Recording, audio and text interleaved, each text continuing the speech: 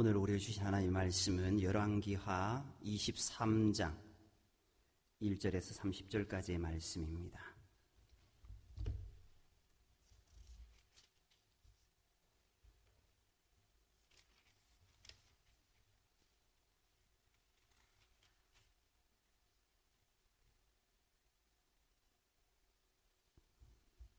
열왕기하 23장 1절에서 30절까지의 말씀, 우리 한 절씩 교독하도록 하겠습니다. 1절입니다.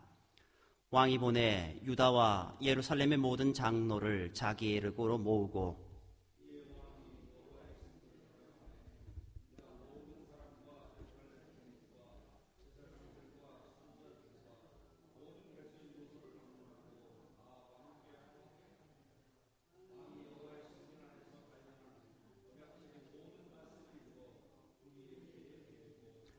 왕이 단 위에 서서 여호와 앞에서 언약을 세우되 마음을 다하고 뜻을 다하여 여호와께 순종하고 그의 계명과 법도와 율례를 지켜 이 책에 기록된 이 언약의 말씀을 이루게 하리라 하며 백성이 다 그 언약을 따르기로 하니라.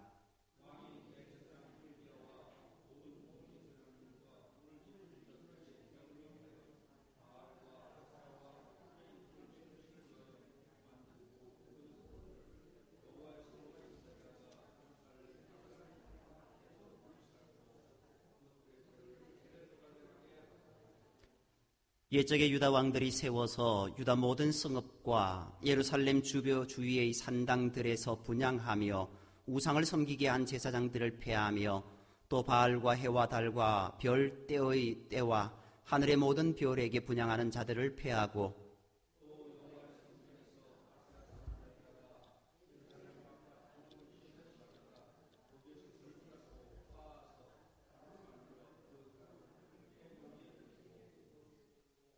또 여호와의 성전 가운데 남창의 집을 헐었으니 그곳은 여인이 아세라를 위하여 휘장을 짜는 처소였더라.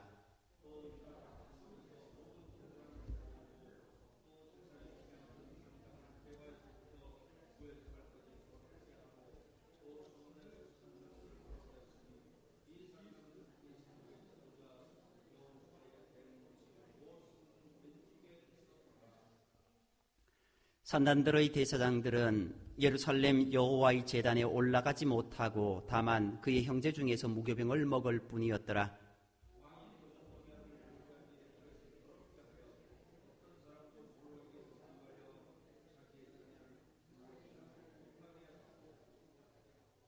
또 유다 여러 왕이 태양을 위하여 드린 말들을 제하여 버렸으니 이 말들은 여호와의 성전에로 들어가는 곳의 근처 넷이 나단멜렉의 집 곁에 있던 것이며 또 태양 수레를 불사르고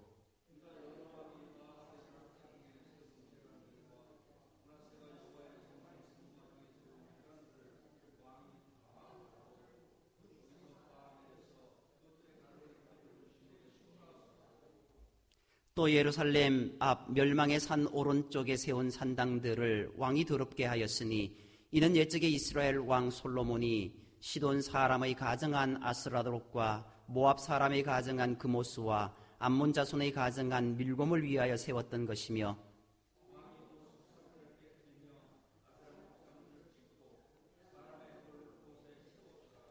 또한 이스라엘에게 범죄하게 한 느밧의 아들 여로보암이 베델에세 세운 제단과 산당을 왕이 헐고 또 그 산당을 불사르고 빻아서 가루를 만들며 또 아세라 목상을 불살랐더라.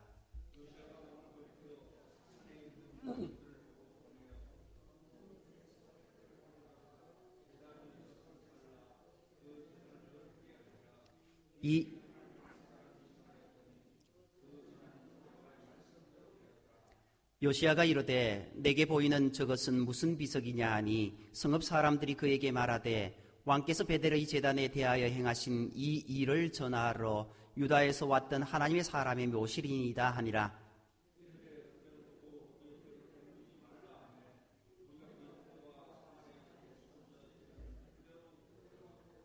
전에 이스라엘 여러 왕이 사마리아 각 성읍에 지어서 여호와를 경노하게 한 산당을 요시야가 다 제거하되 베델에서 행한 모든 일대로 행하고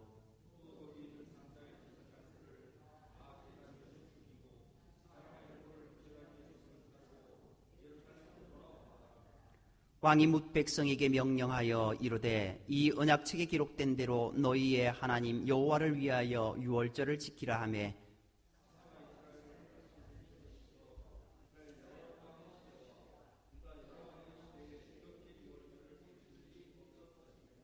요시야 왕 18째 해에 예루살렘에서 여호와 앞에 이 유월절을 지켰더라.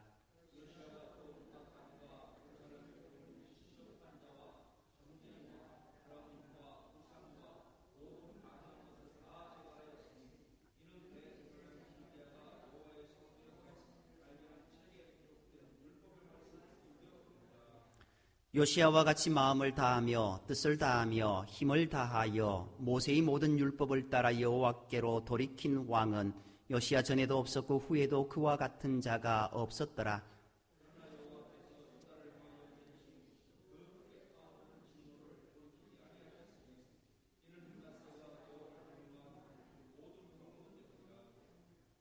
여호와께서 이르시되 내가 이스라엘을 물리친 것 같이 유다도 내 앞에서 물리치며 내가 택한 이 성 예루살렘과 내 이름을 거기에 두리라 한 이 성전을 버리리라 하셨더라.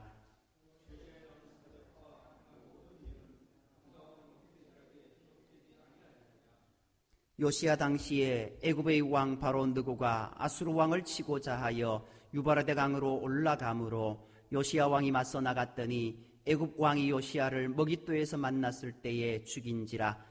신복들이 그의 시체를 병거에 싣고 먹잇도에서 예루살렘으로 돌아와 그의 무덤에 장사하니 백성들이 요시야의 아들 여호아스를 데려다가 그에게 기름을 붓고 그의 아버지를 대신하여 왕으로 삼았더라. 아멘. 앞장에서 요시야가 8살에 왕위에 오르게 되었습니다. 그리고 이제 하나님의 율법책을 발견하고 그 말씀에 그의 옷을 찢고 회개하며 말씀대로 살 것을 결단했습니다. 결국 이 행동으로 인해 요시야는 평안히 조상의 묘실로 들어가게 될 것이라는 약속을 받았습니다. 그렇지만 백성들은 여선지 훌다의 예언처럼 그들이 하나님을 온전히 섬기지 못함으로 인해 멸망하게 될 것이라는 심판의 예언을 듣게 됩니다.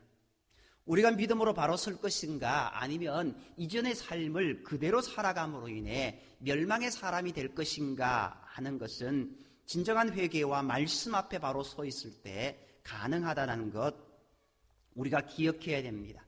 그렇기에 우리는 오직 말씀 앞으로 오직 주의 은혜 앞으로 나아가는 우리의 모든 모습이 되어야 될 줄 믿습니다. 유다가 하나님의 명령을 어겨 결국 망하게 될 것이라고 하는 여선지 훌다의 말에 충격을 받은 요시야는요, 자기에게 주어진 왕의 권세를 활용하여서 남한국 유다를 살릴 방법을 찾기 시작합니다. 훌다의 말이 유다가 하나님의 말씀을 어겼으므로 유다가 망한다고 했으니 요시야는 혹시 유다의 왕인 자신과 백성들이 하나님의 말씀 그 앞에 순종하기로 약속하면 혹시 용서해 주실까 싶은 마음에 유다의 모든 장로들을 소집하고 제사장들과 선지자들과 백성들과 함께 여호와의 성전에 올라가게 됩니다. 요시야는 언약책을 그 앞에 모인 모든 사람들이 다 들을 수 있도록 큰 소리로 읽기 시작합니다. 그러고는 기록된 언약의 말씀대로 행하기로 자기가 먼저 하나님 앞에 서약합니다. 그렇게 하니 백성들도 모두 그 말씀 그대로 지키겠다고 맹세합니다. 그런데 3절 말씀에 보면은요, 어떻게 이야기하고 있습니까? 이 율례를 지켜 이 책에 기록된 이 언약의 말씀을 이루게 하리라. 이 이루게 하리라는 것은요, 어떤 왕이 자신이 먼저 지키겠다라는 그런 표현입니다. 그런데 그렇게 표현하니까 그 뒤에 백성이 다 그 언약을 따르기로 하니라. 이 말은 또 어떤 모습이냐면은 왕이 그렇게 한 것 우리도 그렇게 하겠습니다라는 그런 표현입니다. 그런데 여기에 보면은요, 좀 이상한 단어가 있습니다.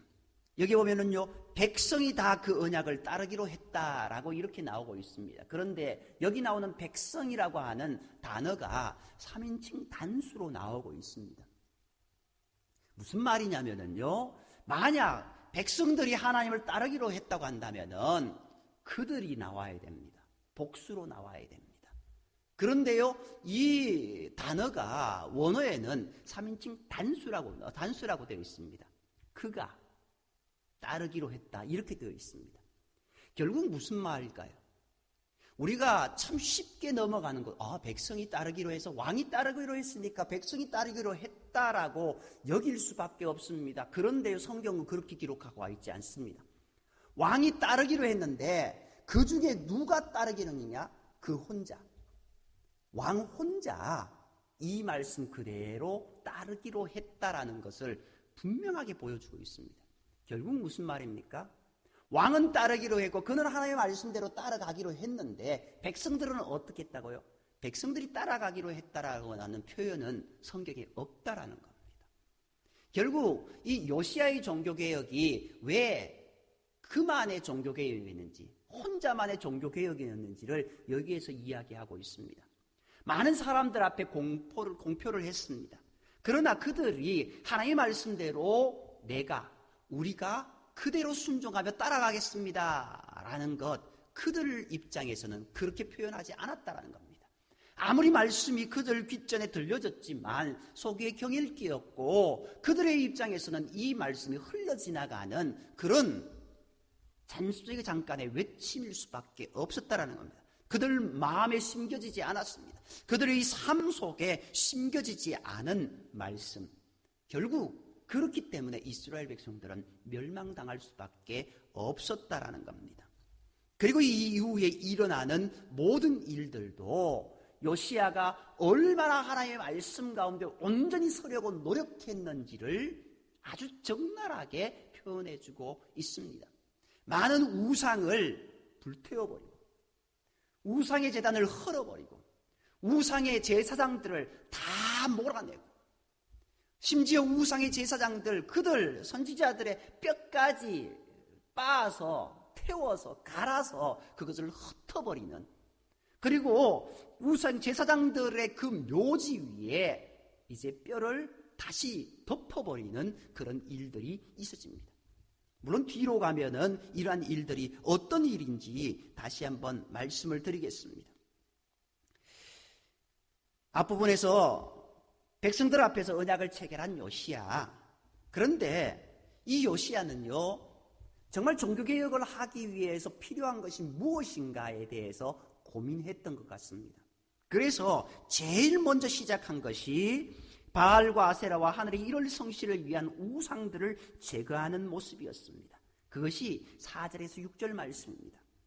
이 예루살렘 주변에 있는 그 우상들, 각종 우상과 그 우상이 섬기는 제사장들 쫓아내고, 그리고 우상들 앞에 분향하는 자들 또한 모두 쫓아냅니다. 그리고 우상들을 불사르고 빻아서 평민의 묘지에 뿌립니다. 묘지에 뿌린다라는 것은요, 이 우상들을 더럽히기 위함이었습니다. 우상들이 어떻게 묘지에 뿌려졌다라는 겁니다. 묘지는 어떤 것입니까? 시체가 있는 곳입니다. 시체에 닿는 것은 부정하다고 성경은 기록하고 있습니다. 그것처럼 이 모습 가운데서도 시체에 닿은 우상, 그것이 무슨 힘이 있냐라는 겁니다. 또 요시야 왕은요, 예루살렘 성전에 있던 남창의 집을 헐었다라고 이야기하고 있습니다. 이 남창이라는 것은 이방신전에서 이방신을 섬기는 의식 중에 행하는 성행위를 하기 위한 남자 사제를 가리킵니다. 그들은 아세라 신을 대신하여서 신전에 있는 남창들과 성행위를 하는 것이 아세라 신을 위로하는 것이라고 믿고 있었습니다. 또 이렇게 하여서 아세라 신을 바알 신과 결혼하게 하여서 하늘에 비가 내리게 되는 것이라고 믿고 있었습니다. 물론 이것은 허무맹랑한 우상 신의 제의일 뿐입니다. 그런데 놀랍게도요, 이런 우상 신의 가증하고 더럽고 향락적인 죄가 예루살렘 성전 안에서 버젓이 행하여지고 있었다는 겁니다. 그래도 그들은 부끄러워하지 않았습니다. 물론 부끄러워하는지는 모르겠습니다. 부끄러워해서 사람들에게는 그곳이 여인들이 아세라 신을 위하여서 휘장을 짜는 곳이다 라고 그렇게 말했습니다. 그러나 실제로는 아세라 신을 위한 휘장을 짜기도 했겠지만 실상은 남자와 여자들이 예루살렘 성전에 들어가서 신정창기들과 성행위를 한 것입니다. 성경에서 남창은요, 남자와 여자 창기를 모두 가리키는 말로 기록되고 있습니다. 이시라고 하는 이 단어가 이 남창에 같이 연결되어져 있는 그런 모습입니다. 남자와 여자의 모두를 가리켜서 성전에서 성행위를 하는 그런 일들을 통하여서 우상을 이제 즐겁게 하여서 우리에게 비가 내리게 하고 우리에게 풍요의 모습이 내려지게 하는 모습, 결국 하나님의 거룩한 성전이 거룩한 곳이 타락한 곳이 되어 버렸다라는 겁니다. 예루살렘 성전이 이처럼 타락한 곳이 된 때는요, 므낫세 왕 때였습니다. 그러므로 하나님께서는 므낫세 왕으로 인하여서 남한국 유다를 멸망시키리라고 말씀하셨습니다. 그런데 므낫세의 손자 요시야가 자기 할아버지가 만든 이 여호와의 성전 안에 있는 남창의 집을 허물었던 겁니다. 또 이 요시야는요, 산당들을 제거합니다. 산당들은 본래 지방에 있는 사람들이 예루살렘 성전까지 오기 어려우니 하나님을 섬길 수 있도록 하기 위해서 만든 것이었습니다. 그러나 솔로몬 이후 산당은 우상 숭배의 근거지가 되었습니다. 그럼에도 불구하고 그동안 왕들이 산당을 없애지 못한 것은 지방 호족들의 힘의 근거지가 되었기 때문이었습니다. 8절에 보면은요, 산당이 성읍의 지도자의 이름을 따서 불려졌다는 것만 보아도 산당이 지방 유지들의 힘의 근거지였다는 것을 알 수 있습니다. 그러나 요시야는요, 과감하게 이 산당을 제거했습니다. 이것은 정치적으로 대단히 위험한 일이었습니다. 지방의 세력을 가진 자들이 모두 왕에게 등을 돌리게 되면은 언제 왕의 자리에서 쫓겨날지 심지어 죽임을 당할지 알 수 없는 일입니다. 이스라엘의 역사를 보면은 수많은 왕들이 죽임을 당하는, 그렇게 해서 정권이 바뀌어지는 모습들을 보게 됩니다. 그렇기에 이 요시야도요, 그런 일들이 일어날 수 있습니다. 그래서 이전의 왕들은요, 감히 그것을 없앨 꿈도 꾸지 못했던 겁니다. 그러나 요시야는 어떻습니까? 죽음을 각오하고 이 산당들을 제거했습니다. 그리고 10절 말씀을 보면은요, 또 흰놈의 아들 골짜기에 있었던 도벳을 더럽혔다라고 이렇게 이야기하고 있습니다. 또 그 어떤 사람도 다시는 몰록 신을 위하여서 자기 아들을 불 가운데로 지나가게 하지 못하게 했습니다. 이런 일은 하나님이 가장 경멸하는 일들이었기 때문입니다. 또 뒤에 보면은요, 태양신을 섬기기 위한 말들과 태양수레를 불태웁니다. 메소포타미아에서는요, 태양신에게 흰말을 제물로 바쳤고 축제일에는 말이 끄는 수레가 행진을 하기도 했습니다. 요시야는 태양신을 섬기기 위해 준비된 말들을 모두 일반 용도로 바꾸었고 태양신을 섬길 때 사용했던 수레들을 모두 불태워버렸습니다. 그리고 이제 예루살렘 앞 멸망의 산, 이 예루살렘 앞에 있는 감람산입니다. 이 산을 멸망의 산이라고 부릅니다. 왜냐하면 그 산에서 우상 숭배가 많이 행해졌기 때문입니다. 이 모든 것은요, 솔로몬 시대 때 이루어졌던 일들입니다. 솔로몬이 1천의 부인들을 거느렸다라고 이렇게 이야기하고 있습니다. 이것은 정략 결혼을 해서 이제 주변의 나라 왕들이 이스라엘을, 유다를 쳐들어오지 못하게 하기 위해서 했던 행위들이었습니다.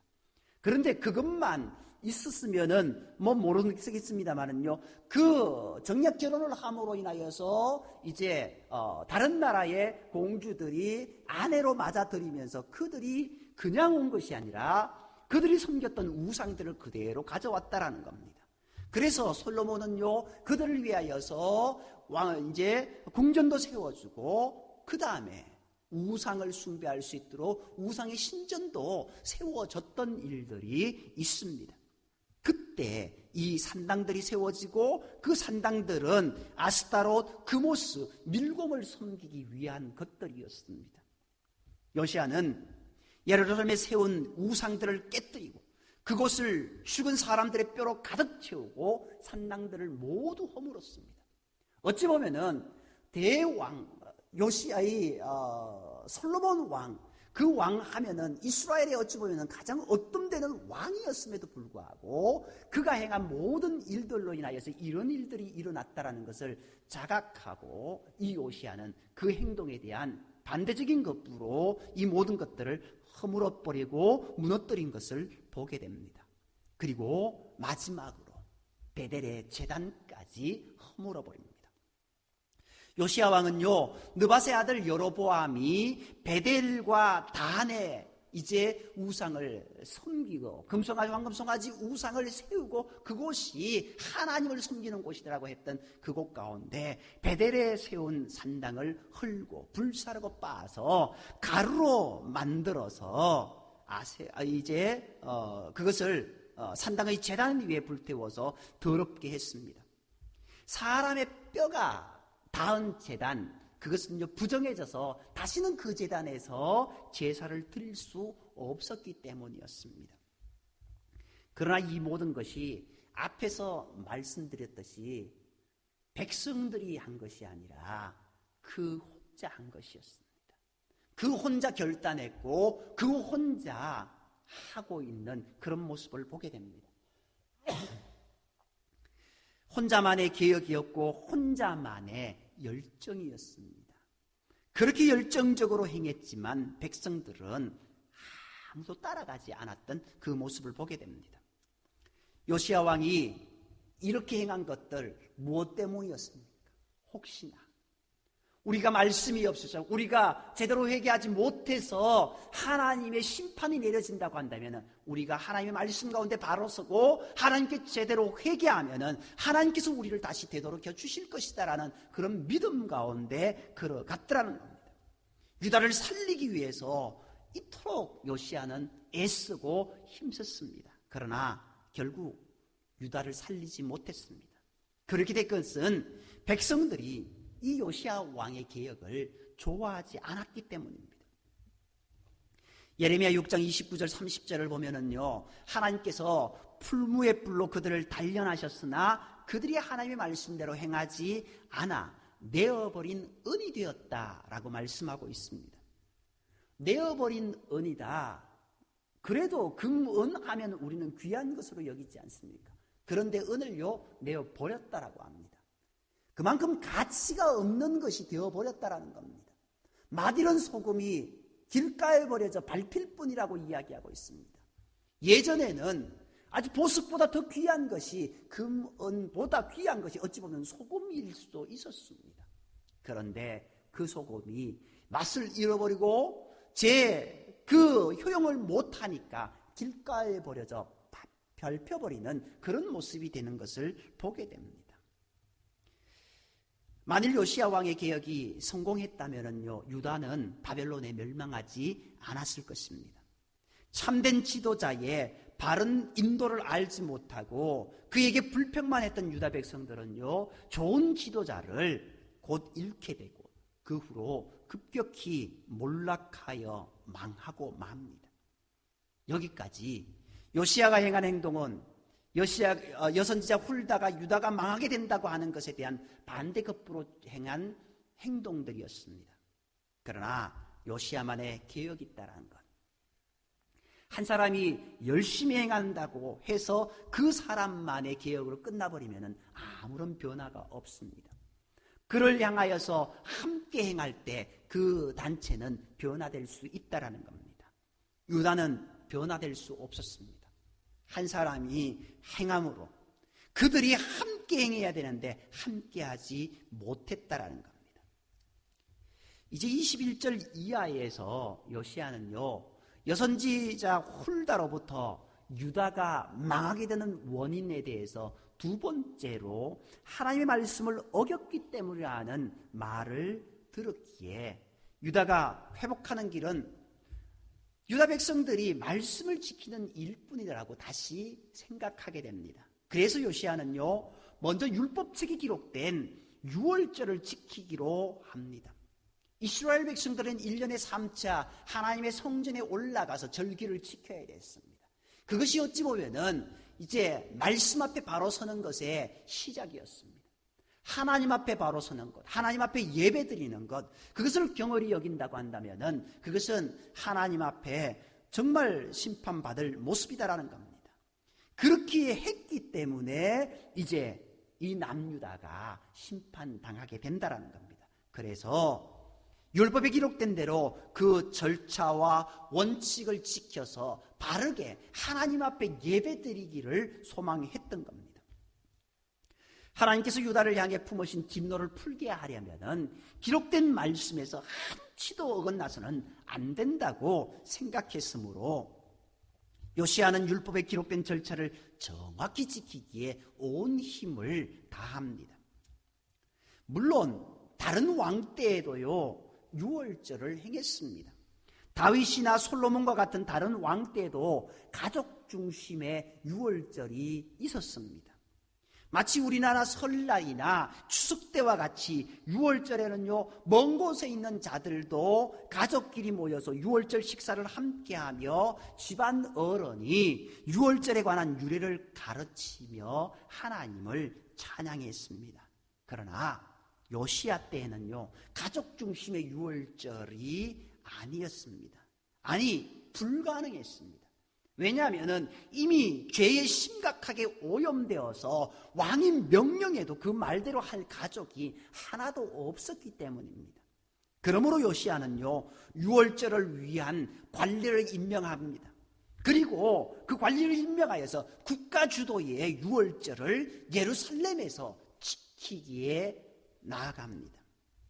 본문 21절에서요, 사사시대 이래로 이렇게 유월절을 지킨 왕이 없었다라는 것은 이렇게 국가주도의 유월절을 지킨 왕이 없었다는 그런 뜻입니다. 요시야가 이렇게 국가주도의 유월절을 지키려고 한 것은 어떻게 해서든 하나님께서 원하시는 예배와 절기를 회복하여서 망해가는 유다를 회복해 보려는 것이었습니다. 요시야는 유다 회복을 위해 절박한 심정으로 말씀에 기록된 대로 행하려고 힘썼습니다. 뿐만 아니라 하나님을 섬기려는 정성 또한 이전에 그 어떤 왕들보다도 간절하고 절박했습니다. 유다를 살리실 분은 오직 하나님이라는 것, 그것을 여겼기 때문입니다. 이처럼 간절하고 절박하게 하나님을 찾고 구하는 왕은 그 이전에도 그 이후에도 없었다라는 겁니다. 우리 또한 이렇게 절박한 심정으로 하나님을 구하고 찾아야 됩니다. 내가 사는 길은 오직 하나님뿐이라고 여기는 자는 하나님을 절박한 심정으로 찾게 됩니다. 내 죽음의 목전에서 기도하지 않을 자가 누구 있습니까? 우리의 모습 가운데 힘에 겨우 허덕일 때 기도하지 않을 자가 누가 있습니까? 나 이대로 그냥 죽게 내버려도 할 사람 없습니다. 그만큼 간절하게 기도를 하게 되어 있습니다. 예배를 드려도 기도를 해도 절박한 심정으로 하지 않겠습니까? 형식적으로 할 수 없습니다. 이런 신앙을 예수님은 기뻐 받으신다라는 겁니다. 반대로 예수님이 기뻐 받으시 아니하시는 예배, 그 모임이 외식하는 모습이다라는 것 우리가 잘 압니다. 바리새인들처럼 겉만 번지르르한 이러한 신앙은 하나님께서 싫어합니다. 그러나 절박한 심정으로 하나님을 찾을 때 하나님은 그를 만나주시고 그를 다시금 존귀한 자로 세워주십니다. 그러나 요시야 왕의 이러한 절박한 그런 심정, 간절한 정성에도 불구하고 하나님께서는 유다를 향한 진노를 거두지 않으셨습니다. 어찌 보면은 이제 소돔과 고모라 성이 멸망당할 때 의인 10명이 없어서 심판당한 모습들처럼 이 유다에 그런 모습이 있었지 않는가 생각됩니다. 결국 유다는 망하고 여호와의 성전도 버릴 것이라고 말씀합니다. 왜냐하면 므낫세가 너무나도 큰 죄를 지었기 때문에 자기만 아니라 그 백성들까지 그 죄의 구렁텅이로 온전히 빠져들게 하여서 온통 물들게 했기 때문이다라는 겁니다. 세례의 의미가 무슨 의미인 줄 아십니까? 세례는요, 물들인다라는 의미가 있습니다. 무엇으로 물들일까요? 예수 그리스도로 물들인다라는 의미가 세례에 있습니다. 왜 물속에 빠져들까요? 물속에 나를 씻는다라고요? 맞습니다. 그런데 그 물속에 나를 빠뜨려서 나를 씻고 깨끗하게 하고 이제는 예수 그리스도로 나를 물들게 하는 것, 그것이 세례입니다. 므낫세로 인하여서 온통 죄의 구렁텅이로 죄의 투성이었던 자들, 이제 온전히 씻겨져서 회복되어져야 되는데 그들은 온전히 씻겨지지 못했습니다. 하나님 앞에 나아가지 못했습니다. 단 한 사람 요시야만 그렇게 했던 모습 보게 됩니다. 므낫세 시절에 므낫세 이 죄를 그대로 따라 행한 유다 백성들, 죄에 너무나도 깊이 빠져서 요시야가 아무리 하나님을 섬기려 애를 써도 백성들은 하나님을 섬기는 일을 하지 않았습니다. 왕 혼자서만의 개혁이었습니다. 그들은 요시야가 유다를 살리는 길로 인도하고 있다는 것을 알지 못했습니다. 그저 그 일을 귀찮은 일로 여겼습니다. 아니, 자신들의 유익을 빼앗는 모습으로 인식했던 겁니다. 왜 우리가 잘 살고 있는데 그 모든 것을 다 내버려야 되냐라고. 우리가 이렇게 기쁘게 살고 있는데, 이렇게 즐겁게 살고 있는데 이 기쁨, 이 즐거움을 다 내동댕이 쳐야 되냐라고 하면서 그렇게 요시야를 향해서 반대적으로 항변했던 그들입니다. 결국 백성들은 멸망당할 수밖에 없었습니다. 근데 여기 보면은요, 그 뒷장면이 참 이해가 안 가는 장면이 있습니다. 요시야가 무기토 전투에서 어찌 보면은요, 요절하는 모습을 보게 됩니다. 애굽의 바로왕 느고가요, 아수르를 도와서 바벨론에 빼앗긴 하란을 탈환하려는 전쟁을 하려고 북진합니다. 쉽게 말해서 애굽과 바벨론이 거대한 두 제국이 싸우는 모습 가운데 있습니다. 그런데 그 싸움 가운데 중간에 아수르가 있습니다. 이 아수르가 애굽과 힘을 합칩니다. 그리고 바벨론에 대항하게 됩니다. 그런데요, 이 이야기는요, 왜 요시야가 그 무기토에 가서 애굽을 맞아서 싸웠을까 하는 이야기를 이해해야 됩니다. 왜 그랬을까? 안 해도 됩니다. 안 해도 됩니다. 어찌 보면은요, 이스라엘 백성들 입장에서는 그래, 바벨론과 싸운다고? 잘 됐다. 바벨론에게 우리가 멸망당한다고 했으니까 우리가 바벨론이 멸망하면 우리가 바벨론에게 멸망당하지 않겠네라는 그런 생각이 들어야 됩니다. 선지자의 말이 남유다가 바벨론에게 멸망당할 것이다라고 예언했기 때문에 그렇습니다. 그러면은 당연히 바벨론하고 이 남유다하고는요, 싸워야 됩니다. 멸망당하지 않기 위해서는. 그렇기 위해서 애굽을 힘을 등에 업고 맞싸워야 됩니다. 그런데 이 요시야는요, 반대적인 모습이었습니다. 바벨론과 싸우러 가는 이 애굽을 중간에서 가로막아서 싸우게 됩니다. 왜 그랬을까? 이것이 바로 하나님의 섭리였다라는 겁니다.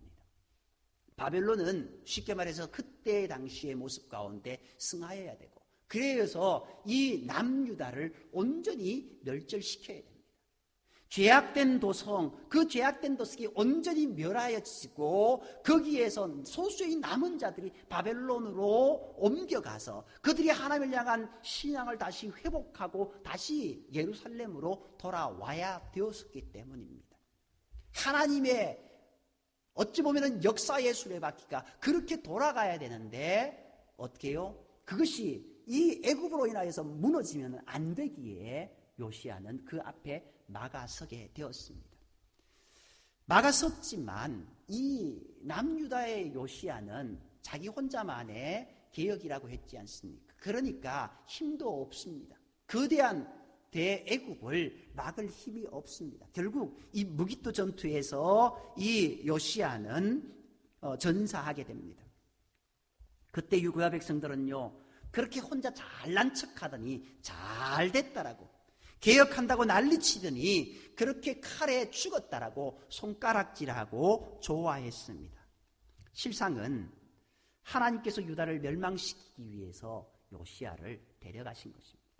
요시야가 죽은 지 22년 후에 이제 이 남유다가 완전히 멸망하게 되는 모습을 보게 됩니다. 그것도 바벨론에게 아주 처참하게 멸망당하는 모습을 보게 됩니다. 유다 백성들은요, 요시야의 인도를 따랐어야 했습니다. 그들이 보기에 독재자처럼 보였을지라도 그가 말하는 대로 했어야 했습니다. 그러나 요시야가 우상을 무너뜨리고 가면 뒤에서 다시 우상을 세웁니다. 요시야 혼자서만 애타했을 뿐 백성들은 그의 말에 어깃장을 놓으며 그의 개혁을 방해만 했습니다. 그리고 뒤에서 손가락질했습니다. 그가 유다를 살릴 마지막 기회라는 것을 그들은 알지 못했습니다. 바른 말을 할 때 그 바른 말 앞에 왜 그렇게 하냐고, 우리도 알기는 아는데 그거 안 해도 되지 않느냐라고 그렇게 딴지를 걸고 있는 겁니다. 우리가요, 내가 참 좋은 사람이 되어야 되지 않습니까? 그런데요, 적어도 내가 참 좋은 새 사람이 되지는 못할지라도 좋은 사람 곁에는 있어야 되지 않겠습니까? 내가 믿음의 사람이 되지는 못할지라도 믿음의 사람을 따라가고 믿음의 사람 옆에 있기를 좋아하는 그런 모습이 우리 가운데 있어야 되지 않을까요? 내가 바울처럼 신실한 자가 아닐지라도 바울 같은 신실한 자를 알아볼 수 있는 눈은 우리에게 있어야 되지 않을까요? 그렇다고 한다면은 그 신실함 가운데 우리가 살아갈 수 있고 믿음 가운데 살아갈 수 있을 것입니다. 그래야 누구의 지도를 받고 누구의 인도를 따를 것인지 판단하고 그를 따라 주를 섬기는 자가 될 수 있을 겁니다. 정말 위대한 자를 아십니까? 그 위대한 자가 자기가 위대해서 위대한 자가 아니지 않습니까?